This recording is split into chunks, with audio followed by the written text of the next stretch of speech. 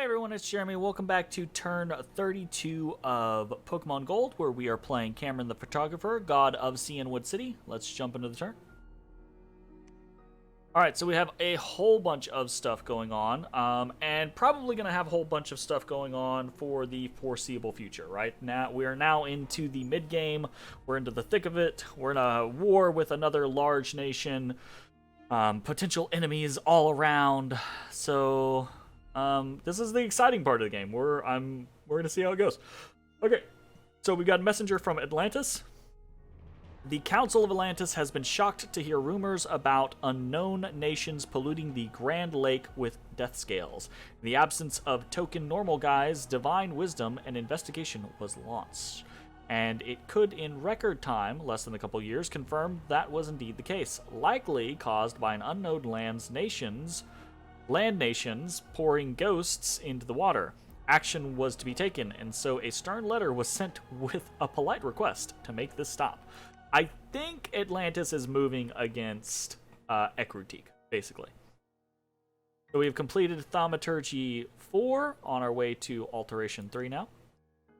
We did a little bit of site searching. We actually found 2 sites in Kunal. Garden of Frozen Flowers and Enchanted Windmill. I think these are both one site, so Water 1 and Air 1, but with 50 supplies. Very nice. So we're up to Air 7, and this is not our real numbers because of this asshole. These are not our normal numbers because of this asshole. So let's actually go watch some battles, right? We have a battle in the Giant Spine, and this is where we are taking our province back. We're doing a little bit of counter raiding. So, we have this little hodgepodge group of Vaporeons and Nidorans. I anticipated this, where the Hitmonlee and the offensive Tyrogues came in and just, killed this guy. What I did not anticipate was then this Fortress getting caught up on the Hitmonlee, and dun dun dun dun dun dun dun dun dun dun dun dun dun dun, boom! Shit. Alright, well, so we won, but we lost 5 of our Nidorinos. Sorry, not Nidorans. 5 of our Nidorinos, so that's unfortunate, but again, this is just like a little counter raiding party. It's kind of to be expected. I might actually end up, after having seen how this tends to go down, I might start throwing out just some black belts as counter raids. Actually, I think I am going to do that. So, we'll see how that goes. We've got a little battle between Violet City and Olivine that we're going to watch real quick. And we're going to watch this because this is what I was thinking about earlier. So I was thinking about, do we want to get some Pidgeys? Do we want to because of the Pidgeotos and Pidgeots? And Pidgeotos, I do not think are really a very good upgrade from Pidgeys. I'm not sure about Pidgeots, though. So they got Air Shield and they do have Glamour, but they don't have very high defense, right? And they don't really have any cool attacks, so not sure that these guys are actually very interesting. But they get blessed. They go up in the air. Oh, wait, I forget. They don't go up in the air. It doesn't have them as attack rear commands. So they come out and they start to just unleash the green stream. But we've seen this in action before. This is Gust. Gust is never going to harm a Steelix champion. At least not to the point that it matters, right?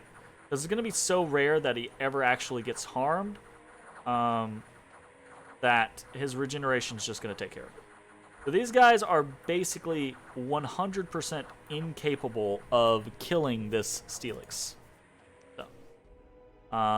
So that's a full loss for him. We have a battle here in Omicria where we have a Steelix champion has come to attack us there. We have a battle in Saffron City. Let's watch that, where we move to conquer Saffron City. And this is pretty much nothing. So we basically we don't even trigger fighting field to come up. So we don't even use any of our gems. We just fucking fanaticism instead. So, simple, easy peasy.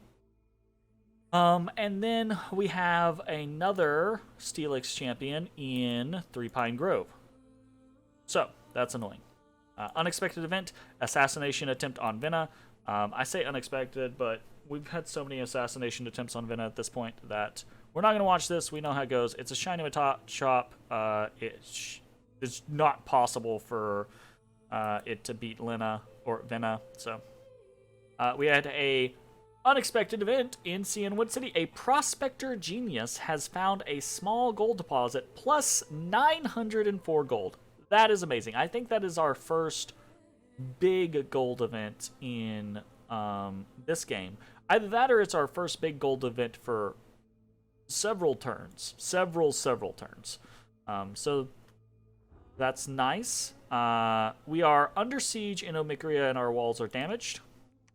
We are starting to destroy the fort in Saffron City. They're severely damaged. Cured some afflictions. We lost the mercenary unit, so that's good. And then we have a whole bunch of promotions. So we have a whole bunch going on this particular round. Our treasury is 0. We have used every last bit of our money between recruitment and other stuff. I'll be vague about that. Well, we're going to discuss a whole lot of things. So let's actually start on the war front.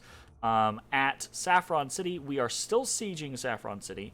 It's going to take another turn before we crack it, but we are not going to pull off because I think the way Olivine has us in the raiding game for now, if only for now. But I think we're going to win out by sieging him better and more reliably, and then killing his Steelixes. Right? We've already killed one of his Steelixes. Every Steelix we kill is going to be a very big deal. So, Chuck is going to continue sieging, and we're moving our spy off to greener pastures. Now, this is dangerous in Omicria, because these Steelixes siege very quickly on their own. So, we've got 19 wall integrity left in Omicria. And you can see we do have an attack command here. We are actually sending Urborn, the champion, in with just a token force of gear, right? You might recognize that we have a dragon helmet and a dancing trident, which was supposed to go on Robodan, but I've actually decided to alter Robodan's particular set of gear. I think it has occurred to me that he has specific weaknesses that I need to be answering that I was not answering. I was trying to think of like ways to make him killy and fighty. That is not what I need right now. What I need is ways to prevent him from getting popped. So instead, that gear is going to come over here to Urborn, who is not a suitable leader or a crazy good mage, right? And he's going to be our first kind of like test thug against the Steelixes. Now you might be saying, Jeremy, that's never going to work. The Steelixes are too strong for a single thug. You're probably right. Yeah, there's no but wait there. More than likely, Urborn will lose to the Steelixes. However, there is the chance that that is not the case. More than likely, he will lose because they will hurt him, and he will eventually rout or get killed because he doesn't have regeneration. But if we check in where we were in Omicria, we checked this Steelix, right? He has 31 strength. He hits very hard, right? We're going to have decent protection, but we're not going to have high enough protection to just ignore that. Okay? But he doesn't have very good attack skill. He only has 15. And our champions are very, very strong, very high attack skill, decent defense, right? So there is the chance that we just outlast him in a couple of rounds of combat because we just have better combat stats, right? And again, we go back to the same concept of Karate Chop is armor piercing, Low Kick is ×3 versus larger beings, but we also add in Seismic Toss, which I think does the Earth Meld effect, basically, which I think makes it to where you basically have 0 defense, right? And we have Dynamic Punch, which does True Confusion. Along with Dancing Trident, which probably won't do anything. But we have 4 very high damage attacks that can break through his armor, right? And we have the combat stats behind it. Now, this is definitely not the kit that I would want, right? This is not the kit that I would stick with. But I am considering... I'm throwing Airborne in there because, one, I don't really have a use for Airborne right now, and I want to see what the battle turns out as, right? I want to see how just a base champion with meh gear matches up against a Steelix with this Bless. Here's a problem with it. Right now, he doesn't have the magic that I would want him to have, right? We do not have Iron Skin and we do not have Temper Flesh, which I think those are the 2 things that we would really want, right? Or Iron Skin and Temper Flesh. But we're going to have them next turn, right? We're going to have Iron Skin from this, and we're going to have Temper Flesh from this. But the thing is I feel like it's likely that this Steelix sits here in order to try to crack the fort, right? So I feel like if I don't take this opportunity to attack him, I might not get another good chance to get a concentrated strike, right? So I'm going to toss Airborne in. If he dies, he dies. It's not a big deal. I won't be super sad about his loss. I literally have Shy Call back here, who is a better Earth Mage, yes, but still kind of inconsequential, right, in the long run.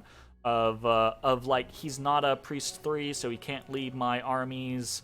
So basically the only thing he can do is research or thug. So if Airborne dies, I gain knowledge, and I'm not spending 72 gold per year on his upkeep. Whatever. So we're gonna try this, and we're gonna see how it goes. Now, the way I have him set up is to summon Earth Power, do a Blessing, right?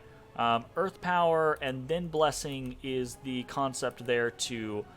he's going to have some fatigue, but he's going to have +4 reinvigoration. He already has 3 in reinvigoration, right? So he's going to be very stamina light, right? And then he's going to Earth Might, because this actually is a good spell that's going to help him, right? So he's going to give himself an additional 4 strength. After that, I have him just on cast spells. And my hope is, this might not happen, but he doesn't have very many spells he can cast at Earth 3. And I'm hoping the AI tends to favor buffs. I'm hoping that he will go to Iron Skin and Temper Flesh first. We'll see how that goes. It's probably not going to work out, but if it does, great. So that was a whole lot of discussion on that. Let's move on to the next thing. We are moving Sethin back because we can't reliably target 3 Pine Grove or Omicria without getting him hit. We want to raid smartly, so we're not going to do that. So we're going to pull him back. And then we are also going to move around a bunch. So I'm gonna just show we're moving our first Grunt Acolyte over into Dathan, because I think it's going to be worthwhile to get the Province Defense up here to help us with patrolling. We're making another one, right? We're going to see we do have to be careful because they are heretics, right? So we're going to be undoing our own Dominion. But at least in these stronger sections, it's unlikely that the Dominion really hurts us. But we definitely have to be careful in places like Junal or Ministra or what have you. So as this battle continues, what I'm also considering is I'm just considering getting more goes anyways because of preaching purposes. Okay, so we're moving this Acolyte, we're moving Vina around to site search, we're site searching with Irma, we're moving Ekis over to pick up more Mareeps. We're actually moving Winglia, who is our new Crush Girl, out to pick up ferrets. We're probably going to ferry them back and forth for a little bit until we get things all together. And that's really what the majority of our movements are. We're starting our blood hunting down in Dathan and patrolling there. But now it's basically what are we doing in each of these cities. And some of this stuff matters. Most of it's just general stuff like continuing to research, continuing to train, etc. Right? In Impassable Mountains, basically what we're doing is we are building up a bunch of Mareeps to basically pad out our 140. In Viridian City, for instance, we are recruiting a bunch of shield white belts to be Robodan's Ring of Warding guards, right? Because he can have 10 guards with a Ring of Warding, right? So we're getting those. We're also getting these guys, these fire white belts, right? And we're getting them because if we take a look at this guy, this is a fully upgraded fire black belt, okay? And just, like, look at this guy, right? He's got 11 hit points, which is, it's not great, but it's decent. His combat stats are kind of just okay, right? But he comes with a Hitmon top and 5 Tyrogues, which is kind of chunky for just being one guy. And then he also is Stealthy 60, and like many of the belt units, right? He's got an amazing siege bonus. So we could actually have a little, like a little raiding party of 10 of these guys do a whole crap ton of work. Because 10 of these guys is 10 Hitmon tops, 50 Tyrogues, right? And like 180 siege strength. That's pretty crazy, right? And it's also pretty cheap, realistically. Like, these guys are 64 gold per year, but that's a maxed out unit, and for what you're getting, it's pretty nice. So we're probably going to start picking up some of these. Not a crazy amount, but we're probably going to start building tiny squads of these, probably like 10 at a time or so, and getting them into our training rotation so that we can have them for alpha striking, for going to war with people, etc. Right? So that's going to be an interesting, fun thing. What else are we doing over here? I don't think we're really doing much else over here. We're continuing to do... We've got a militia in here. So we've got a bunch more stuff. We've got these guys... right? The Team Rocket Grunt Commanders, who now summon 1d6 Eradicates. So we've got these Pokemon that are still evolving into things that they're not supposed to be evolving into. There's been another new patch. I think I mentioned this last video or the one before that, but there's been another new patch, and that patch has fixed some of the modding tools. So the ranged attacks that were previously broken should be fixed now. But it also added a new nation to the base game, which screwed up apparently screwed up a fair amount of the tags in the game, the unit ID tags. So now things are evolving into what they should not evolve into. But there has been a patch again for this update, so I think that might be fixed now. I'm not sure. Basically, our mileage may vary on some of the upgrades in the coming future. I'm a little worried, right? Because we're actually getting pretty close in our Flaffy factories, in our Ampharos factories. And I'm really concerned. It's not going to be this turn, but over here in Impassable Mountains, not next turn, but the turn after, right? We're going to have 88 experience next turn. The turn after that, they will evolve, and hopefully they evolve into the right thing. It's really going to suck if they don't. Okay, so that's pretty much what we're doing over here in Viridian City. Next turn, right? Next turn is going to be, these guys are going to be evolved. I think all of them. No, not all of them. Some of them are not going to be evolved yet, so it's probably going to take one more turn, right? But in a turn or two, we're going to be fully up to date with these guys, with these black belts, and we're going to put them on Robodan, and he's going to move out. I did want to notate this, right? So we did get our first Persian, and stat-wise, they're very lackluster, okay? Just because we get a Payday, which is a super weak range attack with ammunition 20. Fury Swipes is okay, but just really weak, right? Not super incredibly interesting stuff, but they do have Bringer of Fortune 3, which is interesting, right? And then we were like, we found out earlier, or in a video or two ago, that Meowths had Goldmaker. Persians upgrade from Goldmaker 1 to Goldmaker 3, which is very interesting, right? No, not really, because they cost 32 gold per year. They make 36 gold per year.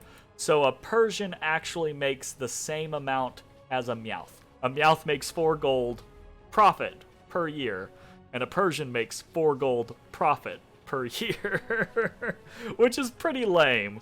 It's pretty trash, unfortunately. But that does mean that they pay for themselves, and they do have Bringer of Fortune 3, whereas the Meowths just have Bringer of Fortune 1. So there's no real reason not to upgrade them. So we're gonna.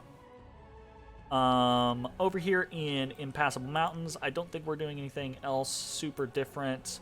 Up here in Kunal, we are... I don't think we're doing anything super different. We're recruiting Caterpies just to help fill things out. But we are actually our schoolgirl. We have given her our crystal coin, and we have given her a hammer, and we are actually having her forge an amulet of anti-magic. Because I want Robodan to have as much magic resistance as he can. Because at the end of the day, he's pretty strong. He's going to have an entourage of several bodyguards. I don't think he's going to get taken out by assassinations necessarily, right? But he absolutely could get popped by any stray magic, right? So he's going to have a lodestone amulet, he's going to have an amulet of anti-magic, and he's going to have a crown of lead. So at the end, he's going to have a base magic resistance of 16, which is still trash, by the way, don't get me wrong. But the first thing he's going to be doing in every combat is putting Iron Will on himself. To bump that up to 20, 20 is respectable. 20 is not invulnerable, but 20 is respectable. So hopefully that will do it for us. I'm going to be looking out for other ideas, but we have to be economical about this. And this is from what I've been thinking about, this is basically the most economical way for us to keep our champions alive as sacred leaders. Okay?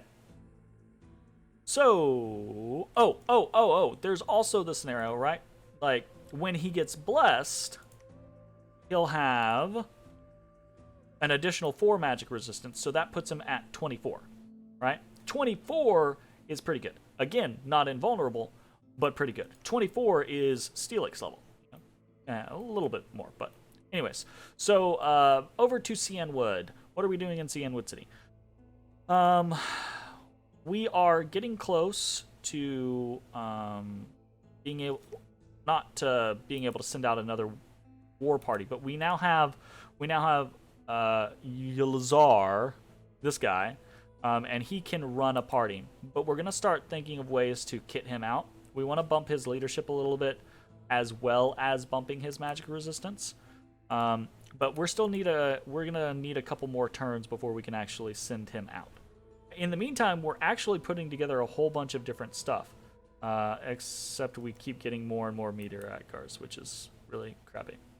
But this is what I was kind of wanting when I first decided to play this nation. I wanted to get this kind of weird amalgamation of different units and be able to come up with different ways to use them. I'm actually really excited for these dual Charmeleons to evolve into dual Charizards. That's going to be really cool.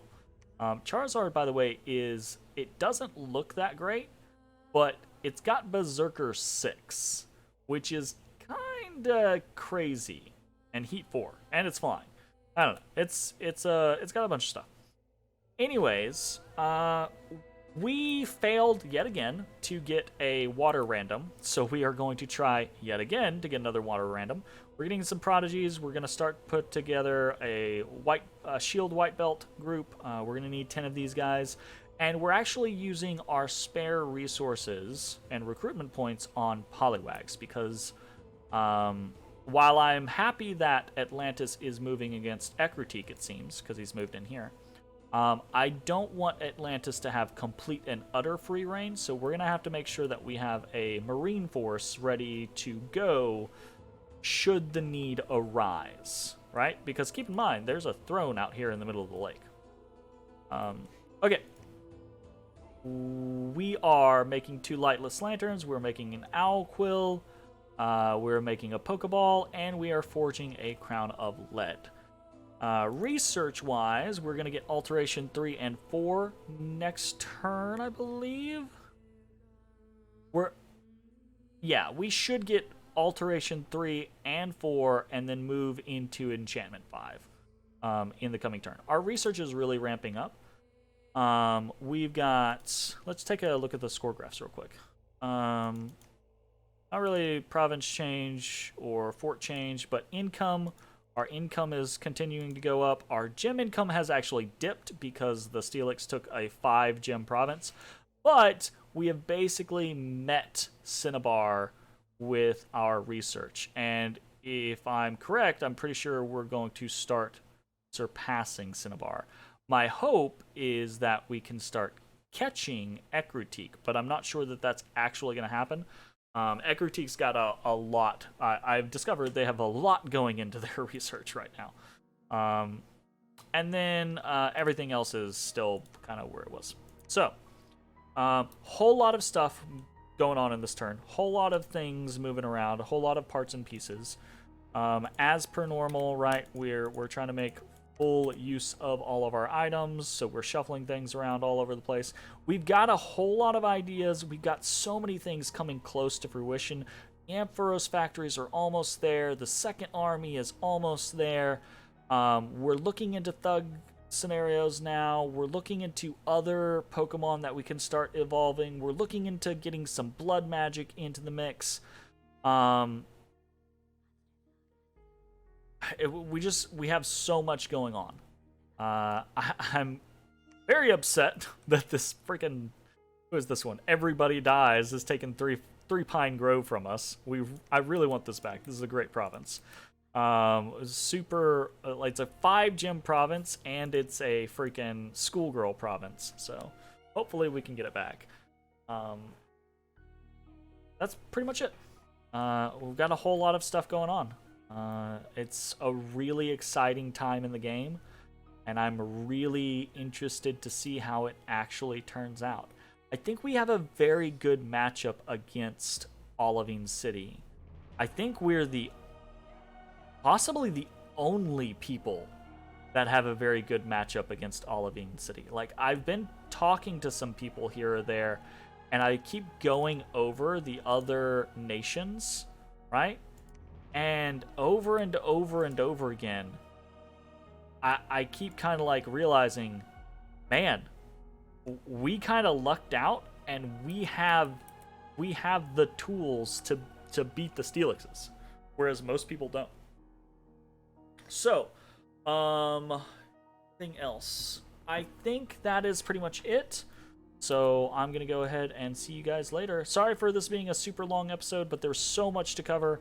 I hope you guys enjoyed. This is a really fun mod. Obviously, there's a lot of tweaking that needs to happen, a lot of just plain bugs that need to get fixed, right? But it's so incredibly interesting, and I'm really having a great time playing it. Hope you guys enjoyed, and I will see you next time.